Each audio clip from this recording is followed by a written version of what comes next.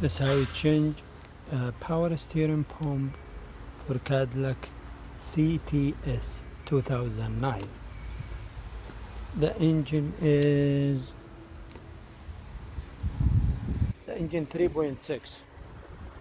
You're gonna come here and you're gonna take the air filter and this hose right there, and you're gonna come here. You're gonna take this pulley with the tools first. Here, the pulley with the tools. After that, you're gonna take one bolt here for the bracket and one bolt here, 15 here, and you're gonna empty the fluid from this bottle. Take this hose off and you're gonna separate this hose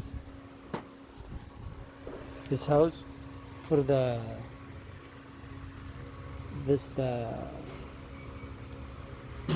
not the brusher hose for the power steering pump, and this the brusher hose you're gonna take off. And they 3 bolt, one here for the bracket, one here, 15, and you're gonna take the pump outside. That's it.